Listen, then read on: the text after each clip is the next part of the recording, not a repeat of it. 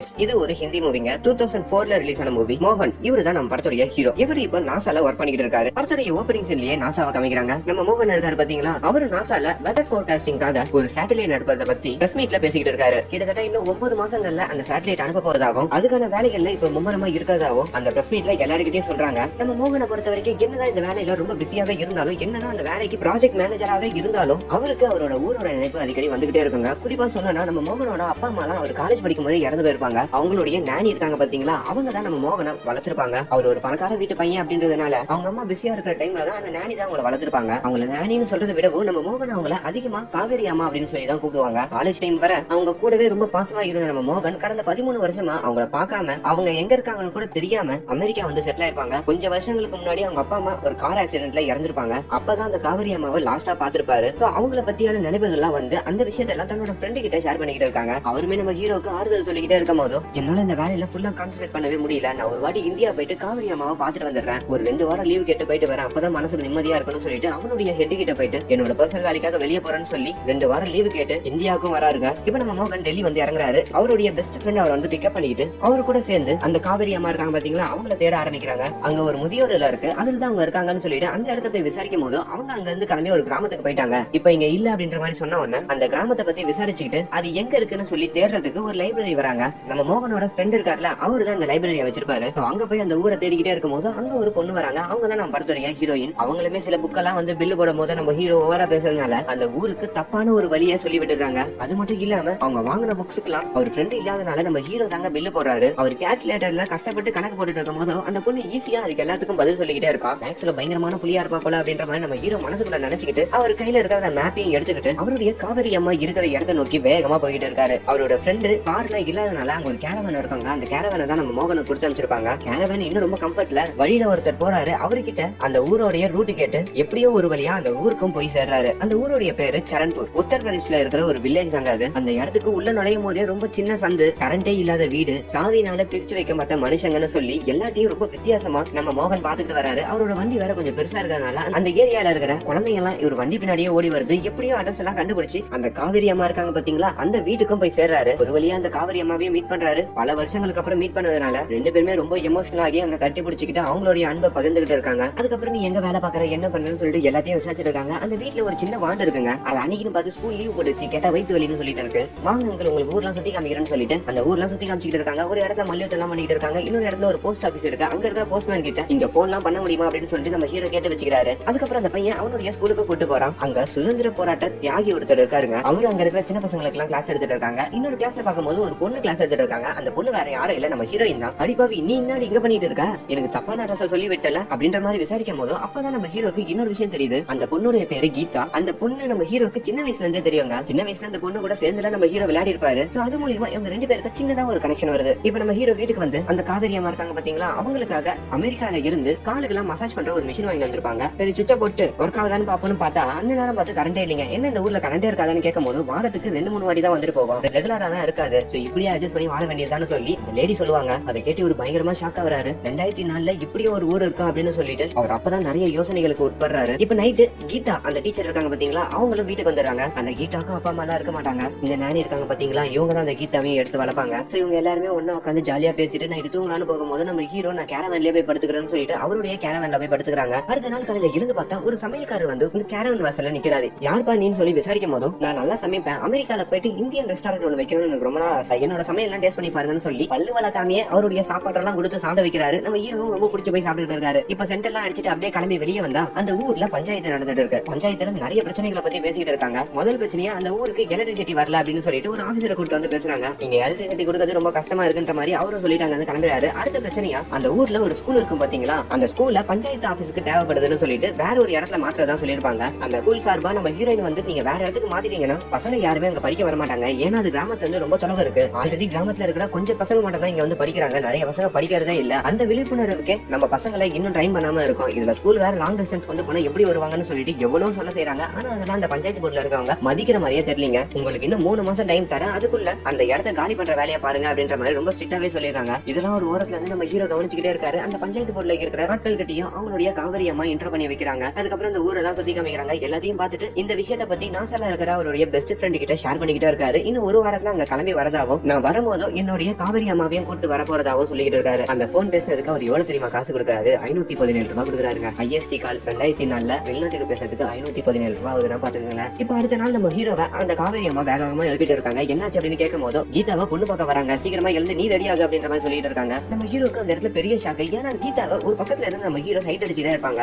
என்ன இவனுக்கு கல்யாணம் பண்ணி வைக்க போறாங்களே அப்படின்னு சொல்லிட்டு கொஞ்சம் சோகமாவே செய்றாங்க. அதுக்கப்புறம் மாப்பிள்ள தான் வந்து நம்ம கீதாவை பாக்குறாரு. அவங்களுமே அந்த இடத்துல ஒரு கண்டிஷன் சொல்றாங்க, கல்யாணத்துக்கு அப்புறம் பொண்ணு வேலைக்கு அனுப்ப மாட்டோம், வீட்டுல தான் இருக்கணும் அப்படின்ற மாதிரி சொன்னதுக்கு அப்புறம் நான் வேலைக்கு போவேன், அது என்னுடைய சுதந்திரம், அதெல்லாம் நீங்க தலையிடக்கூடாது, ஏன் பொண்ணா பிறந்தா வீட்டு வேலை மட்டும் தான் பாக்கணும்னு சொல்லிட்டு நம்ம கீதா அந்த இடத்துல அவங்களுடைய விஷயத்த ரொம்ப நியாயமா சொல்றாங்க. அதெல்லாம் அவங்களுக்கு சரிப்பட்டு வராதனால நம்ம கீதாவை வேணான்னு சொல்லிட்டு அவங்க அங்க இருந்து கிளம்பிடுறாங்க. இதெல்லாம் ஒரு பக்கத்துல இருந்து பார்த்து நம்ம ஹீரோக்கு ரொம்ப குஷியாயிடுது. எப்படியோ அவளோட கல்யாணம் கேன்சல் ஆயிடுச்சு, எப்படின்னா நம்ம அவளை உஷார் பண்ண வேண்டியதான் அப்படின்னு சொல்லிட்டு மனசுல ஒரு மனக்கணக்க போட்டுக்கிட்டு இருக்கான். இப்படியான டைம்ல தான் நம்ம ஹீரோ அவங்களோட குடும்பத்தோட உட்காந்து பேசிட்டு இருக்கும் போதோ இன்னும் 3 மாசம் தான் டைம் இருக்கு, அதுக்குள்ள இந்த ஸ்கூல்ல நிறைய பசங்களை படிக்க வந்தாங்கன்னா இந்த ஸ்கூலோட லொகேஷனை வேற ஒரு இடத்துக்கு மாட்ட மாட்டாங்க அப்படின்ற மாதிரி கீதா கிட்ட சொல்லும் போது நம்ம கீதாவுமே இந்த கிராமத்துல இருந்து நிறைய பேரோட பசங்க எல்லாம் படிக்க கூடாதுன்னு தள்ளி வச்சிருக்காங்க. கேட்டா கேஸ்ட் இது அதுன்னு சொல்லி நிறைய விஷயத்த பேசுவாங்க. இவங்களே படிக்க கூடாதுன்னு தள்ளி வைப்பாங்களா, இப்ப ஸ்கூல்ல ஸ்ட்ரென்த் கம்மியா இருக்கிறதுனால வேற ஒரு இடத்துக்கு மாத்திய வைப்பாங்களா? இந்த அநியாயத்தெல்லாம் கேட்கறதுக்கு யாருமே இல்ல. எல்லா ஸ்டூடெண்ட்டும் இங்க படிக்க வந்துட்டாங்கன்னா ஸ்டூடெண்டோட ஸ்ட்ரென்த்தை காமிச்சு நம்ம இந்த லொகேஷனை மாத்தாம கிராமத்துக்குள்ளேயே ஸ்கூல்ல வச்சுக்கலாம். ஆனா எல்லார் பேரண்ட்ஸ் கிட்டயும் யாரு போய் கன்வின்ஸ் பண்ணுவா அப்படின்ற மாதிரி சொல்லிட்டு அங்க வந்து சோகமா இழந்து போறாங்க. அப்பதான் நம்ம ஹீரோக்கு மனசுக்குள்ள ஒரு எண்ணம் வருதுங்க, நம்ம எதுக்கு இந்த கிராமத்துல இருக்க எல்லா பேரண்ட்ஸ் கிட்டயும் போயிட்டு இந்த கல்வி குறித்தான விழிப்புணர்வை ஏற்படுத்தக்கூடாது, எல்லா பசங்களையும் படிக்க கூப்பிடலாமே அப்படின்னு சொல்லிட்டு அந்த வேலையில ஈடுபட ஆரம்பிக்கிறான். அந்த போஸ்ட்மேன் இருக்காரு பாத்தீங்களா, அவரை போய் மீட் பண்ணி இந்த விஷயத்தை பத்தி பேசலாம்னு நினைக்கும் போது அவரு வேற மல்யுத்தம் பண்ணிக்கிட்டு இருக்காரு. என்ன தம்பி நம்ம 2 பேரும் சண்டை போடுவோமா அப்படின்ற மாதிரி கேக்குறாரு. இல்ல சார் நம்ம 2 பேரும் அப்புறமா சண்டை போடுவோம், இப்ப எனக்கு வேலை இருக்குன்னு சொல்லிட்டு நம்ம ஹீரோ வந்து நைசா கிளம்பிடுறாரு. அதுக்கப்புறம் அந்த ஊர்ல இருக்கிற அந்த சமையல்காரர் இருக்காரு பாத்தீங்களா, அவரை கூப்பிட்டு பஞ்சாயத்து போர்டுல இருக்கிற அந்த பெரிய மனுஷங்க கிட்ட எல்லாம் போயிட்டு இங்க இருக்க எல்லா குழந்தைங்களையும் படிக்க கூப்பிடணும், இது மாதிரி கேஸ்ட் எல்லாம் பிரிச்சு நீங்க இது மாதிரி பண்ணக்கூடாது அப்படின்ற மாதிரி நிறைய விஷயங்களை சொல்றாங்க. அதெல்லாம் சொல்றதுக்கு நீ யாரு அப்படின்னு கேட்கும் போதும் நம்ம ஹீரோ அவருடைய சாதி பேரையும் சொல்லிக்கிட்டு இங்க எல்லாருமே சமமா தான் நடத்தணும், நீங்க எதுக்கு பிரிச்சு வைக்கிறீங்கன்ற மாதிரி நிறைய விஷயத்த சொல்றாங்க. இங்க சில விஷயம் இப்படிதான் இருக்கும், அதெல்லாம் மாத்தணும்னு நினைச்சனா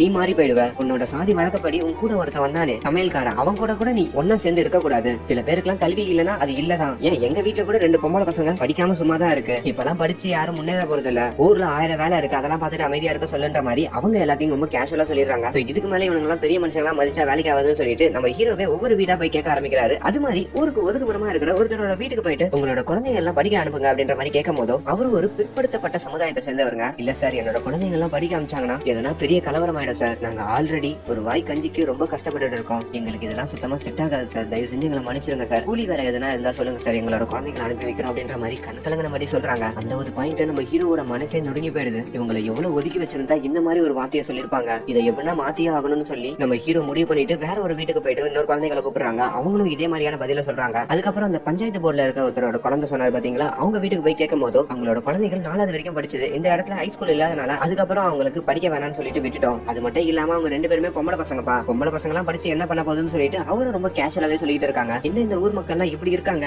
ஆம்பளை பசங்க கல்வி எவ்வளவு முக்கியமோ அதை விடவும் பொம்பளை பசங்களோட கல்வி முக்கியம் இவங்களுக்கு எல்லாம் புரியவே மாட்டேங்குது. இந்த ஊருன்னு சொல்லிட்டு ஊரையும் சாங்கியத்தையும் சம்பிரதாயத்தையும் இவனுக்கு சுமந்துகிட்டே இருக்காங்களே தவிர வளர்ச்சிக்கான பாதையில சுத்தமா போகவே மாட்டாங்களே, இவங்களுக்கு இதெல்லாம் எப்படி புரிய வைக்கிறதுன்னு சொல்லிட்டு நம்ம ஹீரோ தவிக்கிறாரு. அந்த மாதிரி டைம்ல அந்த ஊர்ல ஸ்கிரீன் கட்டி படம் பார்க்கறதுக்கு ஏற்பாடும் பண்றாங்க. பஞ்சாயத்துல தான் இந்த ஏற்பாடையும் பண்றாங்க. அப்படி அந்த கிராம மக்கள் எல்லாம் ஒன்றிணைச்சு அந்த இடத்துல ஒரு படத்தையும் போட்டு ரொம்ப சந்தோஷமா படம் பார்த்துட்டு இருக்காங்க. அப்படியான டைம்ல அங்க கரண்ட் போயிடுதுங்க. கிராம மக்கள் எல்லாருமே ஒன்னா இருக்காங்க. ஐயோ கரண்ட் போச்சுன்னு சொல்லிட்டு எல்லாரும் புலம்பிக்கிட்டே இருக்கும் போது இந்த சந்தர்ப்பத்தை நம்ம ஹீரோ பயங்கரமா யூஸ் பண்ணிக்கணும்னு நினைக்கிறாரு. அவரு எல்லாரும் முன்னாடியே வந்துட்டு எல்லாரும் ஒரு நிமிஷம் மேல பாருங்க, வானத்துல நிறைய நட்சத்திரம் இருக்கும், அதுல இருக்கிற பெரிய நட்சத்திரத்தை எல்லாம் நோட் பண்ணுங்க, அதெல்லாம் நோட் பண்ணிக்கிட்டே வந்தீங்கன்னா உங்களுக்கு ஒரு ஏற்கனவே மாதிரி ஒண்ணு தெரியும், அப்படி தெரியுதா பாருங்கன்னு சொல்லிட்டு எல்லாரையும் பார்க்க வைக்கிறாங்க. அது மாதிரி அங்க இருக்க குழந்தைகள் பெரியவங்கன்னு சொல்லி எல்லாரும் பார்த்து ஒரு வழியா அதை கண்டுபிடிக்கிறாங்க. அதுக்கப்புறம் கல்வி குறித்தான இம்பார்ட்டன்ஸ் அங்க இருக்கிற குழந்தைங்களுக்கு எல்லாம் ஒரு ரைம்ஸ் மாதிரி பாடி காமிக்கிறாரு. அவங்களும் அதெல்லாம் கேட்டுட்டு அதை திரும்பி இவங்க கிட்டயே பாடி காமிச்சு அங்க இருக்கிற பேரண்ட்ஸ் முன்னாடி ஒரு குழந்தைக்கு கல்வி எவ்வளவு முக்கியம் அப்படின்றத அந்த ஒரு ராத்திரிலேயே நம்ம ஹீரோ புரிய வைக்கிறாரு. அண்ட் அவர்கிட்ட ஒரு டெலிஸ்கோப் மாதிரி ஒண்ணு இருக்கோங்க, அதன் மூலியமா எல்லாரையும் வானத்துல இருக்க நட்சத்திரத்தையும் நிலாவையும் காமிச்சு நீங்க எல்லாம் ஸ்கூலுக்கு வந்தீங்கன்னா இதை விட அதிகமா கத்துக்கலாம், தயவு செஞ்சு எல்லாரும் படிக்க வாங்கன்னு சொல்லிட்டு எல்லா பேரண்ட்ஸையும் கன்வின்ஸ் பண்ணவும் செய்யறாரு. இப்ப அந்த நைட் வந்து நம்ம கீதா நம்ம ஹீரோ கிட்ட பேசுறாங்க. நான் ஒரு விஷயம் கேள்விப்பட்டேன், நீங்க இங்க இருந்து கிளம்பும் போதும் நம்மளுடைய காவிரி அம்மாவையும் இங்க இருந்து கூட்டு போயிடுறதா நீங்க சொல்லிட்டு இருந்தீங்க, தயவு செஞ்சு காவிரி அம்மாவை எங்க இருந்து பிரிச்சிடாதீங்க, அவங்க இல்லன்னா நானும் இங்க துடிச்சு போயிடுவேன், இங்க இருக்க எல்லா பசங்களும் துடிச்சு போயிடுவாங்க,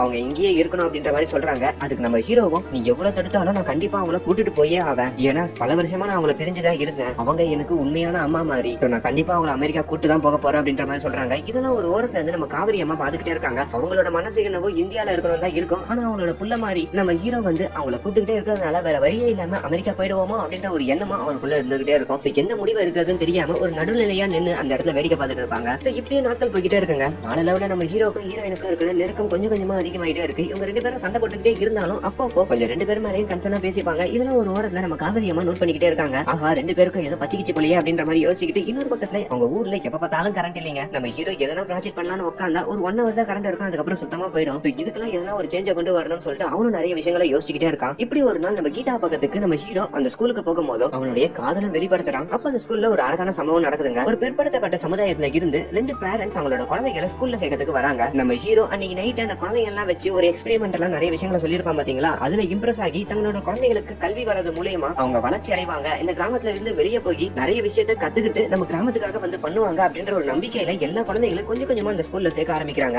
இதெல்லாம் நம்ம ஹீரோக்கு அந்த இடத்துல பெருசான ஒரு சந்தோஷத்தை கொடுக்குது. அப்படியான ஒரு டைம்ல அந்த காவிரி அம்மா இருக்காங்க பாத்தீங்களா, அவங்க நம்ம ஹீரோ கிட்ட வந்து எனக்காக ஒரு உதவி பண்ண முடியுமா, நான் ஒரு ஊர் சொல்றேன், அந்த இடத்துல எனக்கு வாடகை கொடுக்க வேண்டிய ஒருத்தர் இருக்காரு, அது எனக்கு சொந்தமான வீடுப்பா, அந்த இடத்துக்கு போய் அவர்கிட்ட இருந்து வாடகை மட்டும் வாங்கிட்டு வர முடியுமா அப்படின்ற மாதிரி கேக்குறாங்க. சரிமா நான் கேரவன் எடுத்துட்டு போயிட்டு வந்துடுறேன் அப்படின்ற மாதிரி சொல்றான். அங்க கேரவன்ல எல்லாம் போக முடியாதுப்பா, இங்க இருந்து ட்ரெயின் பிடிச்சி அதுக்கப்புறம் அங்க இருந்து ஒரு படம் பிடிச்சி தான் போகணும்னு சொல்லிட்டு நம்ம ஹீரோவுக்கு துணையா அந்த இடத்துல ஒரு சமையல்காரர் இருப்பாரு பாத்தீங்களா, அவரையும் அனுப்பி வைக்கிறாங்க. அப்படி நம்ம ஹீரோ அந்த சமையல்காரர் கூட அந்த ஊருக்கு போறாங்க. இன்னொரு பக்கத்துல நம்ம ஹீரோ போனதுக்கு அப்புறம் தான் நம்ம ஹீரோயினுக்கு நம்ம ஹீரோவை மிஸ் பண்ற மாதிரியான ஃபீல்லாம் வர ஆரம்பிக்குது. அப்படியே அவளுக்கு கொஞ்சம் கொஞ்சமா நம்ம ஹீரோ மேல லவ்வே வந்துருது. இப்ப நம்ம ஹீரோ அந்த ஊருக்கும் போய் சேர்றான். ரொம்ப ஏழ்மையான ஒரு ஊருங்க. அந்த வாடகை வாங்க வேண்டிய அந்த வீட்டுக்கும் போய் சேர்றான். அவங்கள பாக்கிறதுக்கே ரொம்ப பரிதாபமா இருக்கு. ஒரு வேளை சாப்பாட்டுக்கே அவங்க ரொம்ப கஷ்டப்படுறாங்க. அவங்க கிட்ட போய் பேசுறதுக்கு முன்னாடி இவங்களை அந்த இடத்துல உட்கார வச்சு இவங்களுக்கு ஒரு 2 சப்பாத்தியும் கொடுக்குறாங்க.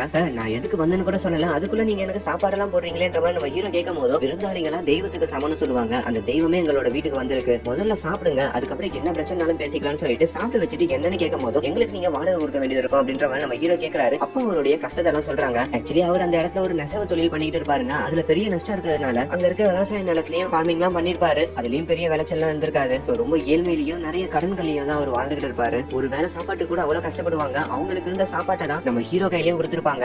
இதெல்லாம் அந்த இடத்துல கண்கலங்க சொல்ல நம்ம ஹீரோவுமே இந்த கதையெல்லாம் கேட்டு ரொம்ப கண்கலங்கி போயிடுறாங்க. இவங்க கிட்ட இந்த வாடகை எல்லாம் வாங்கக்கூடாது, எனக்கு அது வாடகையே வேணாம்னு சொல்லிட்டு அந்த நைட் அவங்க வீட்லயே ஸ்டே பண்ணிட்டு அடுத்த நாள் காலை கிளம்பும் போதும் அவர்கிட்ட இருக்கிற கொஞ்சம் காசையும் அவங்க கையில கொடுத்துட்டு, இந்த காசை நீங்க திருப்பி தர தேவையில்ல, நிரந்தரமா இந்த காசை நீங்களே வச்சுக்கோங்க, எதுனா உதவினா என்ன உடனே கூப்பிடுங்கன்னு சொல்லிட்டு அவர் அந்த இடத்துல இருந்து கிளம்பி வராருங்க. அப்பதான் அவருக்கு தெரியுது இந்திய கிராமங்கள்ல எவ்வளவு கஷ்டப்பட்டு இருக்காங்க. அமெரிக்கா அந்த சேட்டலைட் அனுப்புற அளவுக்கு உயர்ந்துகிட்டே போறாங்க. இன்னொரு பக்கத்துல இந்தியன் சிட்டிகளும் போனு இன்டர்நெட் கனெக்ஷன் சொல்லிட்டு பெரிய லெவல்ல வளர்ந்துருக்காங்க. ஆனா இந்திய கிராமங்கள்ல இன்னமும் ஸ்கிரீன் கட்டி படம் பாக்குறது, தண்ணிக்காக ரொம்ப தொலைவு நடக்கிறது, சரியான போன் வசதி இல்லாம, எலக்ட்ரிசிட்டி வசதி இல்லாம, இப்ப தமிழ்நாடு விடவும் நார்த் சைட்ல இந்த மாதிரியான அவ்வளவு நிலைமைகள் நிறையவே இருக்குங்க. அதுல இந்த படத்துல ரொம்ப ஸ்ட்ராங்கா சொல்லிருப்பாங்க. இதுல நம்ம ஹீரோ ரயில வந்துகிட்டே இருக்கும் போது ஒரு இடத்துல ரயில் நிக்குதுங்க. அந்த இடத்துல ஒரு சின்ன பையன் ஓடி வந்து 25 பைசாக்கு ஒரு டம்ளர் தண்ணியை விக்கிறாங்க. அப்பனா பாத்துக்கங்க அந்த இடத்துல எவ்வளவு தண்ணி பஞ்சம் இருக்கும்ட்டு. இதெல்லாம் பார்த்துட்டு நம்மளுடைய தேசம் எவ்வளவு பின்தங்கி இருக்குன்னு சொல்லி ரொம்பவும் ஃபீல் பண்ணி இது எல்லாத்தையும் மாத்தணும்னு நினைக்கிறான். அவங்க கிட்ட வாடகை வாங்காத விஷயத்தையும் இந்த ஊருக்காக நான் ஏதோ ஒரு விஷயத்த புதுசா பண்ண போறேன் அப்படின்றதையும் அவங்க காவேரி அம்மா கிட்டயும் வந்து சொல்றான். இப்ப அடுத்த நாள் விடியுதுங்க. நம்ம ஹீரோ வேட்டி கட்ட தெரியாம இங்கிட்ட அங்கமா அலைஞ்சுக்கிட்டே இருக்காங்க. ஒரு வழியா நம்ம ஹீரோயின் தான் நம்ம ஹீரோக்கு வேட்டி கட்டியும் விடுறாங்க. எதுக்கு ஒரு காலங்கத்தால வேட்டி கட்டிட்டு இருக்காரு அப்படின்ற மாதிரி உங்களுக்கு ஒரு கேள்வி வரலாம். ஆக்சுவலி என்ன ஆச்சுன்னா, அந்த ஸ்கூல் இருக்கு பாத்தீங்கன்னா, அந்த ஸ்கூல்ல நிறைய பசங்க சேர்ந்துட்டு இருப்பாங்க. அப்படி சேர்ந்ததுனால அந்த ஸ்கூல் நிரந்தரமா அதே இடத்துல இருக்கலாம்னு சொல்லிட்டு அந்த பஞ்சாயத்து போர்ட்லயும் பர்மிஷன் கொடுத்துருப்பாங்க. அது மட்டும் இல்லாம அந்த வில்லேஜ் ரொம்ப டிவைட் ஆயிட்டு இருந்ததுல இவங்க எல்லாம் படிக்க கூடாது, இவங்க மட்டும் தான் படிக்கணும், அந்த நிலைமை எல்லாம் மாத்தி இப்ப எல்லாரும் வீட்டு குழந்தைகளும் சரிசமமா உட்காந்து படிக்கிற ஒரு சிச்சுவேஷன் வந்துருது.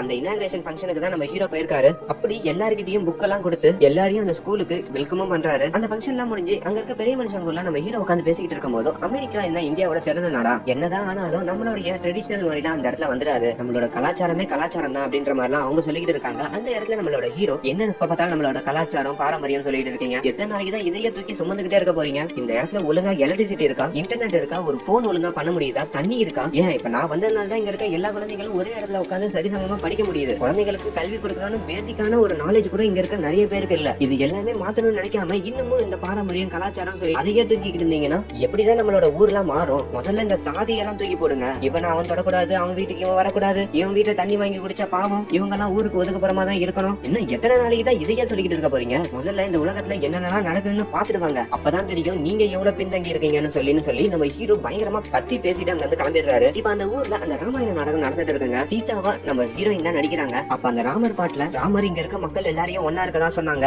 சாதி மதம் எல்லாம் இல்லாம ஒன்னா வாழதான் சொன்னாங்க அப்படின்னு சொல்லிட்டு நம்ம ஹீரோ ஒரு ராமரா இருந்து அங்க பாட்டு பாடி எல்லா மக்களுக்கும் புரிய வைக்கிறாரு. அது மட்டும் இல்லாம அந்த ராமாயணம் போரெல்லாம் முடிஞ்சு கடைசியா அந்த ராவணனை கொளுத்துவாங்க பாத்தீங்களா, அது மாதிரி கொளுத்திட்டு அங்க இருக்க பெரிய மனுஷங்க எல்லாம் இந்த ராவணனை அப்படியே கொளுத்தியாச்சுப்பா, இந்த இருட்டுல இந்த ராவணன் எரியது ரொம்ப அழகா இருக்குல்லன்னு சொல்லி அந்த இருட்டை பத்தி ரொம்ப பாசிட்டிவா பேசிட்டு இருக்காங்க. இதெல்லாம் நம்ம ஹீரோக்கு பயங்கரமா காண்டாகுது. நம்ம ஊருக்கு எலக்ட்ரிசிட்டி கொண்டு வரணும்னு உங்களுக்கு கொஞ்சம் கூட யோசனையே இல்லல, இன்னும் இந்த இருட்டுல உட்காந்துட்டு இது மாதிரி கொளுத்தி விட்டுக்கிட்டு பிற்போக்குத்தனமா பேசிக்கிட்டு இப்படியே தான் நாட்களை ஓட்டிட்டு இருப்பீங்கல்ல. நீங்க ஒண்ணு இந்த ஊருக்காக எதையும் பண்ண வேணாம், எனக்கு ஒரு 100 ஆட்களை மட்டும் கொடுங்க, நான் இந்த ஊருக்கு எலக்ட்ரிசிட்டியை கொண்டு வரேன் அப்படின்ற மாதிரி நம்ம ஹீரோ ஒரு விஷயத்த சொல்றாங்க. அந்த பஞ்சாயத்து போர்டுல இருக்கவங்க எல்லாருமே பயங்கரமா பயந்துடுறாங்க. 100 ஆளை கொடுத்தா நீ கரண்ட் கொண்டு வந்துருவ, அப்படி கொண்டு வரலன்னா நீ இந்த ஊரை விட்டே போறேன்னு சொல்லி பயங்கரமா பேசிட்டு ஒரு 100 ஆளையும் அவங்களுக்கு அனுப்பி வைக்கிறாங்க. அப்படி ஒரு மலை மேல இவங்க 100 ஆளையும் கொண்டுகிட்டு போறாங்க. அந்த இடத்துல சில பிளான் எல்லாம் போட்டு ஒரு இடத்துல தண்ணி வருதுங்க. அந்த தண்ணி எல்லாம் தேக்கிறதுக்கு ஒரு சின்ன டேங்க் மாதிரி கட்டுறாங்க. அதுக்கப்புறம் சிட்டிக்கு போயிட்டு பெரிய பெரிய பைப்பு மோட்டர் எல்லாம் வாங்கிட்டு அதெல்லாம் கொண்டு வந்து அந்த இடத்துல ஃபிட் பண்றாங்க. அப்படியே நாட்கள் போக போக அந்த ஊர்ல இருக்க எல்லாருமே வந்து அந்த ஒர்க்க பண்ண ஆரம்பிக்கிறாங்க. அங்க இருக்க லேடிஸ் எல்லாருமே வராங்க. இப்ப அந்த ஊரே ஒன்றிணைஞ்சு அந்த ஊருக்கான எலக்ட்ரிசிட்டி வேலைகள் எல்லாம் பாத்துக்கிட்டு இருக்காங்க. இன்னொரு ஓரத்துல நம்ம ஹீரோ என்னதான் இந்த பக்கத்துல வேலை பார்த்தாலும் நம்ம ஹீரோயின் கூட அப்பப்பவே ரொமான்ஸ் பண்ணிட்டு வந்துடுறாரு. நடுவுல இந்த நாசால இருந்து வேற போன் பண்ணிட்டு இந்த ராக்கெட் லான்ச் பண்றதுக்கு கொஞ்சம் மாசம் தான் இருக்கு, நீ உடனே இங்க வந்தாகணும், இன்னும் உனக்கு 2 நாள் தான் டைம், அதுக்குள்ள வேலையெல்லாம் முடிச்சிட்டு வந்துரு அப்படின்ற மாதிரி சொல்றாங்க. சரி ஓகே, நான் 2 நாள்ல வந்து சேர்றேன்ற மாதிரி அவங்க கிட்டயும் வாக்கு கொடுத்துட்டு இங்க ஒரு வழியா இந்த எல்லா வேலைகளையும் பண்ணிய முடிக்கிறாங்க. இப்போ அந்த எலக்ட்ரிசிட்டியை டெஸ்ட் பண்ணதுக்கு ஒரு வீட்ல மட்டும் கனெக்ஷன் கொடுத்துட்டு அங்க இருக்கிற ஒரு மீட்டரை பாத்துக்கிட்டே இருக்காங்க. ஆக்சுவலி அது ஒரு 300 கிட்ட வந்தாதான் கரண்ட் வரும் போலங்க. அது கிட்ட வந்து அப்படியே டவுன் ஆயிடுது. அங்க இருக்க எல்லாரும் பயங்கரமா ஷாக் ஆறாங்க. இந்த பஞ்சாயத்து போர்டுல இருக்கவங்க கொஞ்சம் நக்கலா பேச ஆரம்பிச்சிருவாங்க. இதெல்லாம் அப்பவே ஊத்திக்கணும் எனக்கு தெரியும் அப்படின்ற மாதிரி எல்லாம் பேசிக்கிட்டு இருக்காங்க. அப்ப நம்ம ஹீரோக்கு ஏதோ ஒரு யோசனை வந்து அங்க ஒரு டேங்க் இருக்குங்க. அதுக்குள்ள போய் பார்த்தா அந்த பைப் இருக்கு பாத்தீங்களா, அதுல போயிட்டு நிறைய டஸ்ட் எல்லாம் அடைச்சு வச்சிருக்கு. கிளீன் பண்ணிட்டு திரும்பி தண்ணி திறந்து விடுறாங்க. அந்த தண்ணி அழகா ஒரு இடத்துக்கு வந்து சேருது. அங்க இருக்கிற ஒரு வீல் சுத்தின உடனே அங்க இருக்கிற எலக்ட்ரிக் கம்பத்துக்கு எல்லாம் கரண்ட் பாயுது. ஒரு வயசான பாட்டி வீட்டுல தான் ஒரு கனெக்ஷன் கொடுத்திருப்பாங்க. அப்படி அந்த பாட்டி வீட்டுல லைட் எரியவும் செய்யுது. இப்போ ஒரு வழியா அந்த ஊருக்கே கரண்ட் கொண்டு வந்துடுறாரு. நம்ம ஹீரோவை அந்த ஊர் மக்கள் எல்லாருமே தூக்கி வச்சு கொண்டாட ஆரம்பிக்கிறாங்க. எப்படியோ நம்ம ஊருக்கு இதுக்கப்புறம் நிரந்தரமா கரண்ட் வந்துடும் சொல்லிட்டு ஒரு நம்பிக்கையில ரொம்ப சந்தோஷமா அந்த ஊர் மக்கள் எல்லாரும் இந்த வெற்றியை கொண்டாடிட்டு இருக்காங்க. படிச்ச ஒரு ஆளு அந்த ஊர்ல இருந்தா அந்த ஊர்ல என்ன மாதிரியான சேஞ்சஸ் எல்லாம் வரும்னு சொல்லிட்டு அந்த ஒரு சீன்ல நம்ம ஹீரோ மூலமா அதை நிரூபிச்சிருப்பாங்க. அப்பதான் அந்த ஊர்ல இருக்க எல்லாரும் புரிஞ்சுக்கிறாங்க நம்மளோட குழந்தைங்க எல்லாம் படிக்கிறது ரொம்ப முக்கியம். இங்க சாதி மதம் எதுவும் பார்க்காம எல்லாரையும் படிக்க வைக்கணும், எல்லாரையும் சரிசமமா நடத்தணும். இங்க மனுஷனோட வளர்ச்சி தான் முக்கியம், அந்த சாதி மதம் இந்த இடத்துல முக்கியமே இல்ல, அதை தூக்கி போட்டு மனிதமா நம்ம ஒன்னா இருப்போம் அப்படின்னு சொல்லி அவங்க எல்லாரும் ஒன்னா இருக்க ஆரம்பிக்கிறாங்க. இப்ப நம்ம ஹீரோ ஊருக்கு கிளம்புற டைமும் வந்துருதுங்க. நம்ம ஹீரோயின் அந்த காவிரி அம்மா எல்லாரும் வந்து நீ ஊருக்கு கிளம்பாத இங்கே இருந்துடும் சொல்லிட்டு எவ்வளவோ கேக்குறாங்க. இருந்தாலும் நம்ம ஹீரோ நாசால வேலை பார்க்கறதுனால அந்த சேட்டலைட் அனுப்பியே ஆகணும், அதனால நான் போயே ஆகணும்னு சொல்லிட்டு அவரு அந்த இடத்துல இருந்து கிளம்ப போறேன் அப்படின்ற மாதிரி சொல்லிட்டு இருக்காரு. அப்போ அந்த ஊர்ல அந்த சுதந்திர போராட்ட தியாகி இருக்காரு பாத்தீங்களா, அவரு சீரியஸா இருக்காருன்னு சொல்லிட்டு ஒரு நியூஸும் வருது. அந்த இடத்துக்கு ஓடி போய் பார்த்தா நீ இந்த ஊருக்கு வந்தவன தான் அந்த ஊர் மக்கள் எல்லாருமே மாறினாங்க, நீ இந்த ஊர்லயே இருந்தா இந்த ஊர் கண்டிப்பா முன்னேறிடும்பா, இந்த ஊர் மக்களை இதுக்கப்புறம் நீ தான் பாத்துக்கணும்னு சொல்லிட்டு அவரும் இறந்து போயிடுறாரு. இந்த விஷயம் தான் நம்ம ஹீரோக்கு பெரிய தாக்கத்தை கொடுக்குதுங்க. இப்ப அடுத்த நாள் விடியுதுங்க. நம்ம ஹீரோ அந்த ஊரை விட்டு விடைபெற நாள் வந்துருது. அப்படியே அவங்க வீட்டுல எல்லாம் சொல்லிட்டு அப்படியே வீட்டு வாசலுக்கு வராரு. ஊர் மக்கள் எல்லாருமே திறந்திருந்து நம்ம ஹீரோக்கு ஒரு நல்ல சென்ட் ஆஃப் கொடுக்குறாங்க. நம்ம ஹீரோ அப்படியே கண்கலங்கினபடி அந்த ஊர்ல இருக்க ஒவ்வொருத்தரையும் பார்த்துட்டு ரொம்ப சென்டிமெண்டலா பேசிட்டு அவருடைய கேரவேன் எடுத்துக்கிட்டு மெல்ல அங்க இருந்து கிளம்புறாங்க. ஆனா நம்ம ஹீரோயினை பார்க்கவே இல்லைங்க. அப்படி ஒரு பாலத்துக்கிட்ட போகும்போது அங்க நம்ம ஹீரோயின் இருக்காங்க. அவங்க அந்த இடத்துல சின்னதா ஒரு கிஃப்ட் மாதிரி கொடுக்குறாங்க. அதுல நம்ம ஊருடைய பாரம்பரிய உப்பு மிளகாத்தூள் இந்த ஸ்பைசஸ் எல்லாம் போட்டுட்டு நீ என்னதான் எந்த நாட்டுக்கு வேணா போ, ஆனா இது பார்க்கும்போது நம்மளுடைய ஊர் தான் உனக்கு ஞாபகம் வரும் அப்படின்னு சொல்லிட்டு போன் டைம் இருக்கு நீ இங்கே இருந்துற அப்படின்ற மாதிரி கேக்குறாங்க. பட் நம்ம ஹீரோ அதெல்லாம் ஒத்துக்காம அமெரிக்காவும் கிளம்பி போறாருங்க. அப்படி நாசாக்கும் போய் சேராருங்க. அவங்களோட டீமோட சேர்ந்து அந்த சேட்டலைட் அனுப்பத்துக்கான வேலைகளையும் மும்முரமா ஈடுபடுறாரு. அப்படி ஒரு வழியா அந்த சேட்டலைட்டும் லான்ச் ஆகுது. நல்லபடியா அந்த சேட்டலைட்டும் லான்ச் ஆகி நம்ம ஹீரோக்கு பெரிய பேரும் புகழும் கிடைக்குது. இப்ப நம்ம ஹீரோ தனியா ஒரு ப்ராஜெக்டை எடுத்து அவர் ஹெட்டா இருந்து வழி நடக்கிற அளவுக்கு ஒரு பேரும் புகழும் நாசாக்குள்ள அவருக்கு வந்துருது. ஆனா அந்த இடத்துல நம்ம ஹீரோ நம்ம ஊருடைய மகிமையை ஃபீல் பண்ண ஆரம்பிக்கிறாரு. இந்த இடத்துல வளர்ச்சியே இல்லாம இருக்கு, சாதி மதம்னு சொல்லி மக்களுக்குள்ள மக்கள் பிரிஞ்சுக்கிட்டே இருக்காங்க. என்னதான் நம்மளோட வில்லேஜ் இங்க முன்னேறிட்டாலும் இந்தியால இது மாதிரி நிறைய வில்லேஜ்கள் எல்லாம் இருந்துகிட்டு தான் இருக்கு. நாசால இருந்து ராக்கெட் அனுப்புறதை விடவும் இந்திய கிராமங்களுக்கு கரண்ட் கொடுக்கறது தான் ரொம்ப முக்கியம் அப்படின்னு சொல்லிட்டு அந்த இடத்துல புரிஞ்சுக்கிறாரு. அவர் பார்த்த பர்சன், அவர் பழகின பர்சன் சொல்லிட்டு எல்லாரும் அந்த சமயத்துல நம்ம ஹீரோவோட கண் முன்னாடி வந்து போறாங்க. சோ நேரா நாசால இருக்கிற ஹெட் கிட்ட போயிட்டு நான் இந்த வேலையை ரிசைன் பண்றேன், என்னோட நாட்டுக்காக என்னோட நாட்டு மக்களுக்காக அவங்களுக்கு நான் சேவை செய்யணும்னு நினைக்கிறேன், சோ சாரி தப்பா நினைச்சுக்காதீங்கன்னு சொல்லிட்டு அவருடைய வேலையை ரிசைன் பண்ணிட்டு இந்தியாவுக்கும் கிளம்பி வராரு. இப்போ அவருடைய ஊருக்கு வந்து சேர்றாரு. ஓப்பனிங் சீன்ல அந்த போஸ்ட்மேன் நம்ம ஹீரோவை மல்யுத்தத்தை கொட்டுருவாரு பாத்தீங்களா, அப்படி அந்த ஊர் மக்களுக்குள்ள சேர்ந்துகிட்டு அந்த போஸ்ட்மேன் கூட நம்ம ஹீரோ மல்யுத்தம் போட்டுக்கிட்டு இருக்காரு. அந்த ஊர் மக்கள் எல்லாம் ரொம்ப சந்தோஷப்படுறாங்க. நம்ம ஹீரோயின் நம்ம காவிரி அம்மான்னு சொல்லிட்டு எல்லாரும் நம்ம ஹீரோ கூட ஒன்னா இருக்காங்க. நம்ம ஹீரோ அவருடைய வாழ்க்கையை ரொம்ப சந்தோஷமா இவங்க எல்லாரும் கூட ஒன்னா சேர்ந்து வாழ ஆரம்பிக்கிறாங்க நம்ம தாய்நாடான இந்தியால. எப்படி ஒரு ஹாப்பியான எண்டிங்கோட இந்த படத்தோட கதை முடியுது. ஓவராலா இந்த படத்துல சொல்லியிருக்க ஒரு விஷயம் என்னன்னா, என்னதான் நாசால இருந்து ராக்கெட்டே விட்டாலும் இங்க நம்ம ஊர்ல எலக்ட்ரிசிட்டி கூட இல்லாம நிறைய கிராமங்கள் இருந்துகிட்டே தான் இருக்கு. சரியான ரோடு வசதி இல்லாம சாதி மதம்னு சொல்லிட்டு வேறுபாடு பார்த்துக்கிட்டு மனுஷன் ஒதுக்கி வச்சுக்கிட்டு பிரிச்சுக்கிட்டு கல்வி பத்தியான விழிப்புணர்வு இல்லாம இப்ப வரைக்குமே நிறைய கிராமங்கள் இந்தியாவில இருந்துகிட்டு தாங்க இருக்கு. இங்க கல்வியும் அடிப்படை விஷயமும் எவ்வளவு முக்கியம் அப்படின்றத இந்த படத்துல சொல்லியிருப்பாங்க. முக்கியமா சின்ன பசங்க பெண் குழந்தைகள் எல்லாருக்கும் கல்வி எவ்வளவு முக்கியம்னு சொல்லி இந்த படத்தை ரொம்ப அழகாவே சொல்லியிருப்பாங்க. கல்வி தான் இங்க ஒரு பெரிய மாற்றத்தை கொண்டு வரும் அப்படின்னு சொல்லிட்டு நானும் இந்த எக்ஸ்பிளனேஷனை முடிச்சுக்கிறேன்.